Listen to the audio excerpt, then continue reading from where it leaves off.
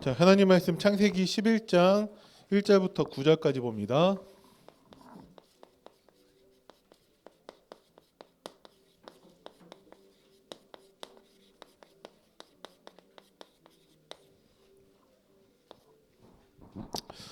네. 제가 봉독해 드리겠습니다. 온 땅의 언어가 하나요 말이 하나였더라. 이에 그들이 동방으로 옮기다가 시날 평지를 만나 거기 거류하며 서로 말하되 자 벽돌을 만들어 견고히 굽자 하고 이에 벽돌로 돌을 대신하며 역청으로 진흙을 대신하고 또 말하되 자 성읍과 탑을 건설하여 그 탑 꼭대기를 하늘에 닿게 하여 우리 이름을 내고 온 지면에 흩어짐을 면하자 하였더니 여호와께서 사람들이 건설하는 그 성읍과 탑을 보려고 내려오셨더라. 여호와께서 이르시되 이 무리가 한 족속이요 언어도 하나이므로 이같이 시작하였으니 이후로는 그 하고자 하는 일을 막을 수 없으리로다.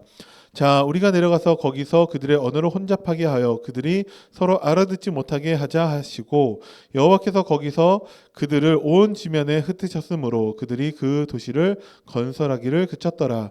그러므로 그 이름을 바벨이라 하니 이는 여호와께서 거기서 온 땅의 언어를 혼잡하게 하셨음이니라. 여호와께서 거기서 그들을 온 지면에 흩으셨더라. 아멘. 이때서부터 우리가 영어를 배워야 되는 그런 고난이 시작된 거죠. 온 언어가 이렇게 혼잡하게 하셨으니까. 자, 서론에서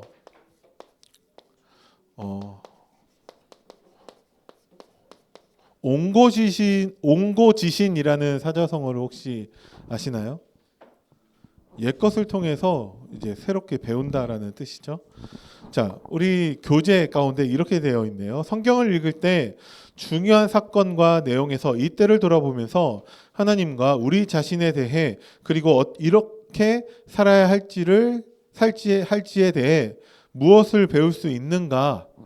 우리가 성경을 통해서 하나님 말씀을 통해 성경에서 중요한 사건이나 인물이나 그런 내용을 통해서 우리가 우리 자신에게 어떻게 무엇을 배울 수 있을까를 질문하고 있습니다. 하나님은 우리가 성경 속 옛 이야기를 깊이 묵상함으로써 새로운 것을 배우기 원하십니다. 옹고주신이죠.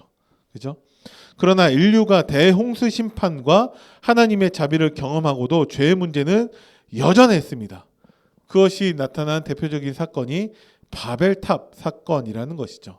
근데 거기에서 어떤 죄를 말하고 있냐? 죄는요. 불신앙 불순종에서 하나님을 거역한 죄지만 그래서 다른 단어로 표현한다면 교만입니다. 교만이라는 것은 우리가 하나님처럼 되고자 하여 하나님과 같이 스스로를 여긴다라는 거예요. 그래서 마치 내가 하나님인 양 내 인생에 내가 주인 되어서 내 맘대로 살아가고 있다라는 것이죠. 예를 들어서 여러분이 휴대폰을 웬만하면 다 가지고 있죠. 휴대폰 가지고 있는데 이 휴대폰이 지 맘대로 나한테는 비밀번호를 안 가르쳐 주는 거예요. 내가 설정을 해놨는데 지 멋대로 바꿔버리고 못 열어. 그러면 열받겠죠. 교만한 핸드폰이죠. 그죠? 하나님 보시기에 가장 악한 것이 무엇이냐? 교만이라는 거예요. 내가 내 인생의 주인 되어 살아가는 것. 그러면 내가 주인이기 때문에 더 이상 하나님을 주인으로 모시지 않는 것이죠. 그죠? 그러면서 또 오늘 말씀을 통해서 우리는 중요한 주제죠. 성공과 복음의 관계에 대해서 우리는 한번 정리할 필요도 있을 것 같습니다. 창세기 6장에서도 그렇고 창세기 11장에서도 그렇고 인간이 번영하고 성공하고 부유해지고 잘 살고 있어요. 먹고 살 것도 없는데 갑자기 막 탑을 짓고 막 도시를 건설하고 그러겠습니까? 살만하니까 성공하거든요. 그죠? 지난주에 창세기 6장에서도 사람들이 온 땅에 번성하여서 먹고 살만 하니까 사람들이 하나님을 찾지 않아요. 어쩌면 그래서 교회에는 부자가 없을지도 모릅니다. 부자 된 사람들이 더 이상 교회에 머물러 있지를 않더라고요. 우리 아내가 즐겨보는 유튜브가 하나 있는데 뭐 하나만 있는 건 아니겠지만 그 가운데에서 하나는 부부가 같이 유튜브를 하는 건데 실제는 아내가 하는 거지만 남편이 직장을 이제 그만두고 같이 유튜브를 하는데 주로 이제 여행을 많이 다녀요. 근데 그 사람들이 기독교인들이에요. 그런데도 전혀 상관하지 않고 그냥 전 세계를 막 돌아다녀요. 그렇게 유튜브를 찍고 집 사는 거 보니까 엄청 잘 살아요. 차도 좋고. 그러면서 어떻게 예배드리냐? 놀러 다니다가 거기에서 교회 있으면 거기 가서 예배드리고 그렇게 하더라고요. 자, 성공과 복음 중요한 거죠. 여러분들이 성공할 필요 없냐? 성공하셔야죠. 그죠? 그래서 열심히 공부하고 있는 거잖아요. 그런데 성공하면 성공할수록 사람들은 복음에서부터 멀어집니다. 네. 그것을 잘 아셔야 돼요. 나는 다르겠다. 절대 그것을 장담할 수가 없어요. 그죠? 당장에 목사님한테 하나님이 100억을 주신다. 그럼 목사님 뭐 하겠어요? 당장 은퇴를 하겠죠. 은퇴하고 이제 그 유튜버가 어떻게 살아가고 있는 건지 한번 알아보기 위해서 전 세계를 돌아다니면서 그러지 않을까요? 잘 모르겠어요. 장담할 수가 없어요, 우리가. 웬만한 모든 사람들이 다 성공한 결과 복음을 떠나갔다면, 교회를 떠나갔다면 나도 장담할 수 없다라는 것이죠. 그래서 여러분들이 올바른 우선순위가 지금 이 시간 여러분들 시기에 정립이 돼야 돼요. 어렸을 때부터 들어간 것이 결국은 대장 노릇하게 된다라는 것이죠. 자, 그러면 본론에서 첫 번째 교만에 대해서 우리가 한번 나눠보도록 하겠습니다. 잠언 16장 18절에 교만은 뭐라고 얘기하냐? 교만은 패망의 선봉이요 거만한 마음은 넘어짐의 앞잡이니라 라고 되어져 있습니다. 잠언 18장 12절 말씀에 사람의 마음의 교만은 멸망의 선봉이요 겸손은 존귀의 길잡이니라. 교만하면 망할 수밖에 없다는 것을 말하고 있죠. 호세아서 7장 10절 말씀을 보면 이스라엘의 교만은 그 얼굴에 드러났나니 그들이 이 모든 일을 당하여도 그들의 하나님 여호와께로 돌아오지 아니하며 구하지 아니하도다. 이스라엘의 교만은 드러나게 돼 있어요. 그 얼굴에. 여러분들이 교만하다, 은혜 받지 못하다, 예배를 사모하지 않는다 드러나게 돼 있습니다. 결국은 삶으로. 그죠? 그런데 당연히 하나님은 우리를 사랑하시기 때문에 우리로 예배로 교회로 돌아올 수 있도록 여러 가지 문제와 어려움과 고난과 징계를 주실 수도 있겠죠. 그런데 그런 일들을 다 당하여도 하나님께로 돌아가지 않는 사람들이 많이 있습니다. 하나님께로 돌아간다는 것은 우리의 선택이 아니라 하나님의 은혜예요. 그래서 우리는 하나님의 은혜를 바라야 됩니다. 자, 첫 번째 오늘 읽은 본문 말씀 3절을 보면은 벽돌로 돌을 대신하고 또 역청으로 진흙을 대신했다라고 되어져 있습니다. 이거는 이스라엘 백성들은 그 가나안에서 주로 돌로 이제 건설을 했었는데 시날 평지로 옮겨가서 거기에서는 돌보다는 이제 그런 벽돌을 만들 수 있는 그런 여건이 되기 때문에 벽돌로 대신하고 뭐 그랬다는 얘기이긴 해요. 그런데 우리가 보통 복음 대신에 하나님 대신에 하나님의 은혜 대신에 우리는 다른 것을 선택할 때가 너무나 많이 있어요. 그게 뭐죠? 교만이라는 거예요. 그러니까 성경의 많은 부분에서 특히 이사야서 31장에서 뭐라고 되어 있냐? 도움을 구하러 애굽으로 내려가는 자들은 화 있을진저. 하나님 그렇게 말씀하세요. 하나님께 도움을 구하지 않고 애굽의 세상에 도움을 구하는 사람들, 특히 우리 부모님들이나 내 친구들이나 하나님 아닌 다른 것들을 의지하고 있는 것이 교만이라는 것이죠. 여러분들은 전적으로 하나님께 맡겨드리고 있습니까? 웬만한 사람들이 다 그러질 못해요. 차라리 하나님께 맡겨드리면은 불안해서 못 사는 사람들 되게 많아요. 단 한 번도 하나님이 나를 도우셨다, 나를 뭔가 책임지셨다, 그 경험이 없기 때문에 하나님께 맡겨드리면 불안해서 못 살고 다시 찾아와서 뭔가 대책 만들고 막 그래야지 평안한 사람들 생각보다 많이 있습니다. 예전에 들은 얘기인데 어떤 권사님이 평생 신앙생활 했는데 남편은 불신자예요. 근데 그 권사님이 어떤 일이 생겨서 계속 걱정하고 있으니까 그 불신자 남편이 하는 얘기가 염려하지 마세요. 제발 하나님 좀 믿으세요라고 했다고 합니다.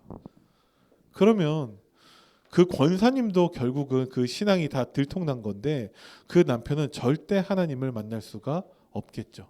평생 신앙생활한 권사인 그 내 아내를 보니까 하나님은 없어요.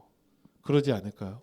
우리가 자꾸 하나님 대신에 다른 것들을 찾을 때가 많이 있다는 거예요. 여기는 나를 포함합니다. 하나님을 의지하지 않고 자꾸 내가 해결하려고 하는 사람들이 많이 있다라는 것이죠.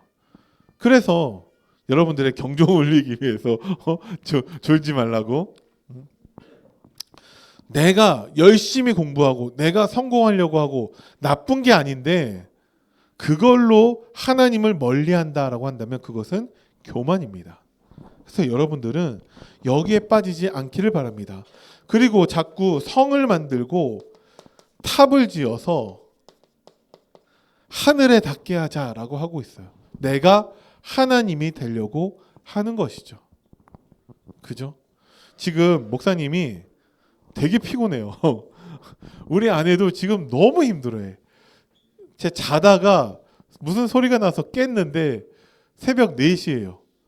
근데 아내가 전혀 움직이질 않아. 우리 둘째가 막 소리를 내면서 막 이제 발버둥 치고 있더라고요.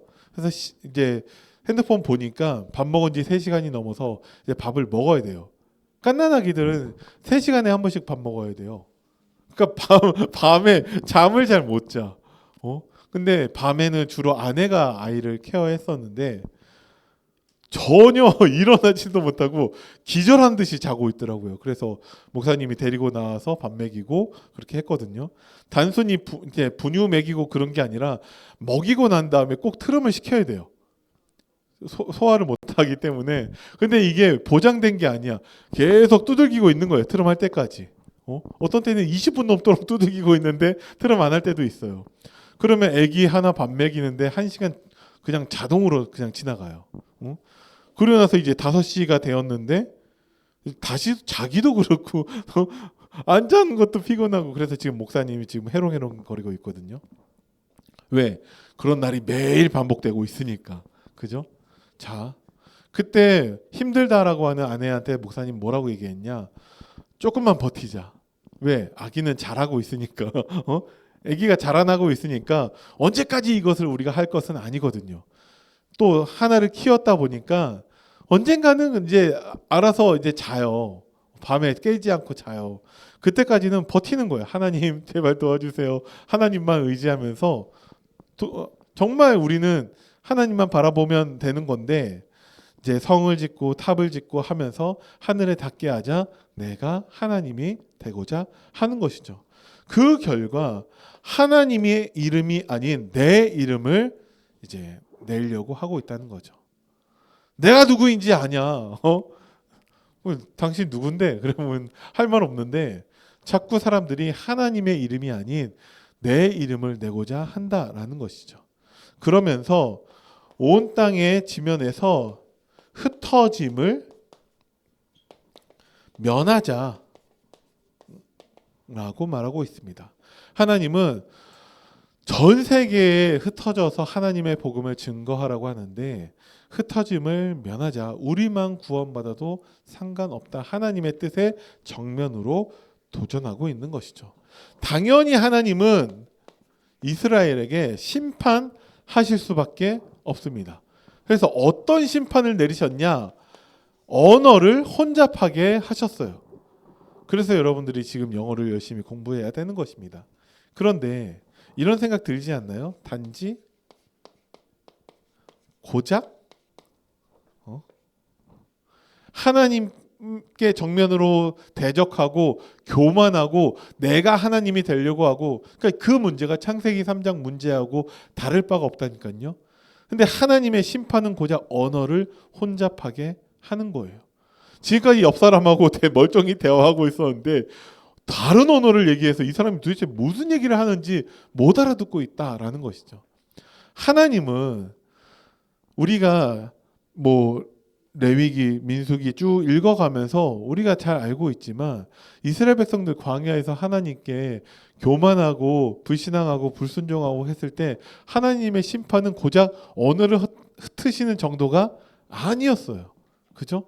지금도 하나님은요, 탑을 그냥 무너뜨려 버릴 수도 있고 엄청난 뭐 자연재해를 통해서 이스라엘 멸망시킬 수 있고 전염병을 줄 수도 있고 하는데 고작 하나님이 하신 심판은 언어를 혼잡하게 하신 것입니다.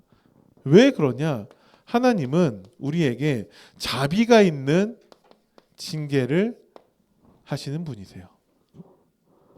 우리가 교만했다 해서 너 멸망받아라, 너 죽어라 하시는 분은 아니다 라는 거죠. 왜? 그래서 하나님께로 돌아올 수 있도록 하나님은 우리에게 자비가 있는 하나님의 은혜가 함께하는 심판을 내리신다라는 거예요. 예레미야서 29장 11절을 여러분들이 꼭 기억하시기 바랍니다. 뭐라 돼 있냐? 여호와의 말씀이니라 너희를 향한 나의 생각을 내가 아나니 평안이요 재앙이 아니니라 너희에게 미래와 희망을 주는 것이니라. 하나님은 우리를 향한 하나님의 생각을 아시는데 평안이래요. 하나님의 은혜라고 말씀하고 계십니다. 목사님 제가 이번에 시험 망쳤습니다. 하나님의 은혜입니다. 왜? 그것을 통해서 더 하나님을 의지할 수 있게끔 하기 때문에. 그죠? 모든 것이 하나님의 은혜예요. 내가 잘 되는 것만이 은혜입니까? 아니에요. 목사님이 대구 그리스도 사랑교회 오기 전에 다른 교회 후임 목사로 갔었는데 거기에서 사기당하고 그냥 이제 쫓겨난 거예요. 사기당해서. 잘 된 거예요. 하나님의 은혜예요. 왜? 그래서 하나님은 저를 대구에 그리스도 사랑교회로 보내셨고 여러분들을 만나서 함께 예배드리게 하셨다라는 거죠. 그게 아니었으면 저기 시골에 성도 50명도 안 되는 교회에서 말도 못 알아듣는 사람들에게 참 답답한 목회를 할 뻔했는데 사기당했지만 그게 하나님의 은혜라는 것이죠. 목사님이 20대 시절을 거의 정신병자처럼 살았거든요.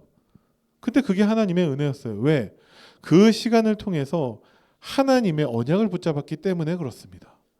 꼭 하나님의 은혜라는 것이 나한테 좋은 쪽으로, 이로운 쪽으로, 나의 성공으로 오는 것은 아니에요. 요셉에게 최고의 은혜는 노예가 된 것이고요. 다윗에게 최고의 은혜는 왕이 자기를 죽이려고 군대를 보낸 거예요. 그게 하나님의 은혜예요. 다윗은 심지어 자기 아들들이 자기를 죽이고 왕이 되기 위해서 반역을 2번이나 일으킵니다. 그게 은혜예요. 왜? 그것을 통해서 진짜 신실한 부하가 누구인지 분별할 수 있게 되었고 다윗이 더 하나님을 의지할 수 있었고 누구에게 왕위를 물려줘야 되는지도 알게 되었다라는 것이죠. 모든 것이 하나님의 은혜입니다. 우리를 향한 하나님의 생각은 하나님의 평안이라는 것이죠. 그죠? 그리고 교재에 뭐라고 되어 있죠? 징계는 우리가 하나님의 자녀라는 것을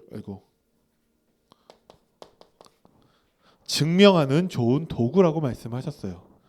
어제 집에서 하나를 제가 무려 9대나 때렸습니다. 하나가 이상하게 뭔가 누굴 닮아서 그런지 모르겠는데 아빠 말을 안 들었을 때 지금 그것을 교육을 하고 있거든요. 아빠 말을 안 들으면 안 된다. 아빠 말을 안 들으면 하나님이 축복하시지 않는다. 그래서 계속 아빠 말씀을 잘 듣고 엄마 말씀을 잘 듣고를 가르치고 있는데 말을 안 들어요. 그러면 계속 경고를 하죠. 그럼 아빠한테 혼난다. 너를 올바르게 하기 위해서 아빠는 때릴 수도 있다. 성경에서 하나님이 때리라고 했다. 실제 잠언에서는 자식을 채찍으로 때리라고까지 말씀하고 계세요. 그러면 그의 영혼을 수월에서 지옥에서 건져낼 수 있다라고 성경은 말하고 있습니다. 하나님 말씀이에요. 근데 자녀를 사랑하지 않는 부모는 관심을 안 둬요. 사랑의 반대말은 뭐죠? 미움이 아니고 무관심이에요. 그죠? 그래서 내가 우리 딸을 사랑하지 않았으면 안 때렸을 거예요. 그래서 엉덩이를 손바닥으로 3번 쳤는데 근데 별로 안 아픈 건지 말을 안 들어요. 아빠 말씀 안 들어도 돼? 안 들어도 된대요. 못 알아듣는 건가? 아빠 말씀을 들어야지. 그러니까 안 들어도 된대요. 이거 알아들었다는 얘기잖아요. 또 때렸고. 그러는데 또 물어봐. 아빠 말씀 이제 들을 거야? 안 듣는데요. 또 때렸죠. 알아들을 때까지. 그래서 울더라고요. 울든 말든. 사랑하지 않으면 징계하지 않아요. 그냥 알아서 살아라 할 뿐이지. 그죠? 여러분들도 혹시 부모님으로부터 선생님으로부터 어떤 체벌이 있었던 적이 있나요? 그걸 옛날에 뭐라고 얘기하냐? 사랑의 매라고 했었죠. 목사님 때에는 그 정도로 맞은 게 아니고 목사님 때에는 이상한 가혹행위 많이 있었거든요. 양동이를 뒤집어 쓰고 이제 이제 선생님들 다 뭐 이렇게 회초리 하나씩 들고 다니는데 양동이에 그걸 다다다다다다 이렇게 치는 것도 있었고 기본으로 무릎 꿇고 여기를 맞았고 발바닥을 맞았고 온갖 아픈 데는 다 골라서 맞았던 기억이 다 있는데 사랑하지 않으면 징계하지 않습니다. 하나님은 그래요. 그죠? 사랑하지 않으면 징계하지 않아요. 그래서 하나님의 징계는 우리가 하나님의 자녀라는 좋은 증명하는 좋은 도구라는 것이죠. 그죠? 그래서 이스라엘 백성들을 하나님이 심판하신 거예요. 이것을 그리스도와 연결하면 어떻게 되냐? 자, 예수님이 우리를 위해서 십자가에서 죽으셨고 부활하셨죠. 십자가는 심판이에요. 예수님이 심판 받으셨죠. 죄가 없으신데 왜 심판 받으셨죠? 우리 죄 때문에. 그죠? 그런데 그 심판과 자비가 함께하는 것이 십자가입니다. 예수님이 우리 대신해서 죽으심으로 우리가 구원받을 수 있는 모든 조건을 완성하셨다라는 거예요. 한 가지, 예수님만 믿으면 된다라는 것이죠. 우리가 읽었었던 레위기의 그 많은 제사들을 지금도 우리는 해야만 돼요. 그죠? 왜? 그게 없어진 게 아니에요. 그런데 왜 우리는 안 하냐? 예수님이 십자가에서 우리 모든 죄를 다 해결하셨기 때문에 예수님만 믿으면 모든 제사를 다 드린 거와 똑같고 예수님만 믿으면 우리는 모든 율법을 다 지킨 거와 똑같다라는 것이죠. 그래서 예수 믿으면 되는데 우리가 뭐하러 지금 그걸 하고 있겠습니까? 그죠? 그 십자가가 정말 심판과 자비가 함께하는 최고의 응답이라는 것이죠. 그러면서 예수님이 우리에게 딱 한 가지 부탁하신 것이 있는데 마태복음 28장 18절부터 20절이라는 것이죠. 예수께서 나와 말씀하여 이르시되 하늘과 땅의 모든 권세를 내게 주셨으니 그러므로 너희는 가서 모든 민족을 제자로 삼아 아버지와 아들과 성령의 이름으로 세례를 베풀고 내가 너희에게 분부한 모든 것을 가르쳐 지키게 하라. 모든 능력을 예수님한테 주셨다니까요. 그래서 예수님이 볼지어다 내가 세상 끝날까지 너희와 항상 함께 있으리라 하시니라. 모든 민족들에게 하나님의 복음을 전파하라고 말씀을 하셨어요.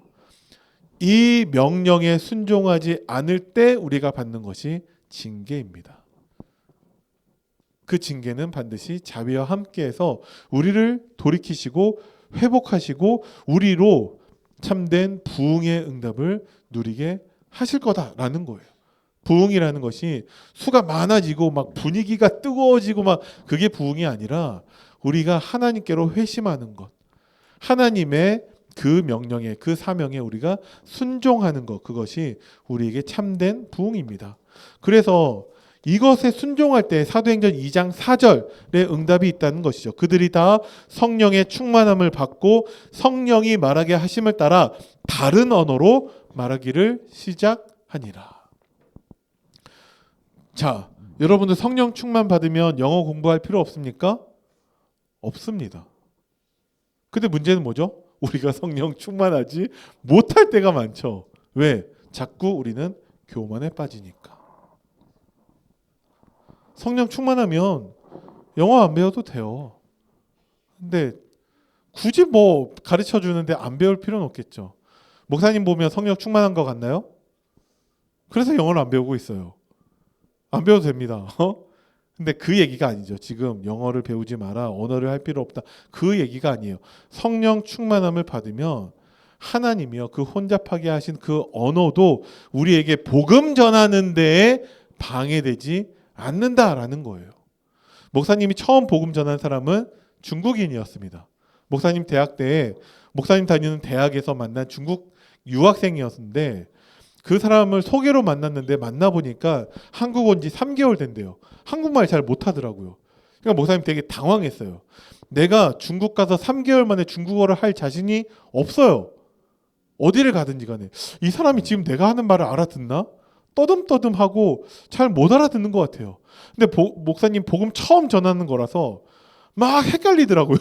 뭘 얘기해야 될지 막 모르겠어. 막 식은땀이 막 나는데 어쨌든 다 전하고 영접 초청을 하는데 이 사람이 영접하겠다고 하더라고요. 그래서 목사님이 말렸어요. 안 해도 된다고. 왜? 내가 못 알아듣겠어. 내가 전한 복음을. 왜? 처음으로 복음 전한 거라서. 근데 이 사람은 믿어진대요. 자기도 하나님 자녀 되고 싶대요. 그래서 영접하고 그 사람이 중국 갈 때까지 계속해서 사역을 했었습니다. 그때 하나님의 교훈이 무엇이냐? 하나님이 하신다라는 거예요. 하나님이 하신다. 성령 충만하지도 않고 떠듬떠듬 내가 뭔 얘기하는지 모르는 상태에 있는 그 나를 통해서도 하나님은 하나님의 일을 행하고 계신다라는 것이죠. 그래서 자, 결론입니다. 우리는 어떻게 해야 되냐? 여러분들은 이 단어가 좀 생소한 단어지만 얼마만큼 하나님을 갈망하고 있습니까? 얼마만큼 하나님을 소망하고 있습니까? 목사님이 어제 아침에도 전한 건데 하나가 요즘 하윤이를 이제 싫어하기 시작했어요. 왜냐, 엄마 아빠가 다 하윤이가 먼저이지 하나가 먼저가 안 되거든요. 항상 하윤이는 누군가의 품에 안겨 있으니까 하나가 그것을 샘을 내기 시작했어요. 그래서 어제도 교회 가는데 내일 이제 다 함께 교회 갈 거야 얘기하니까 엄마 아빠만 가고 하윤이는 집에 있게 하라고 하더라고요. 하나가. 그러면 하윤이가 자다가 깼는데 엄마 아빠 없으면 막 울 건데 그래도 괜찮아? 그래도 괜찮대요. 왜? 하나도 엄마 아빠의 사랑을 받고 싶으니까. 그래서 더 신경 쓰고 이렇게 하거든요.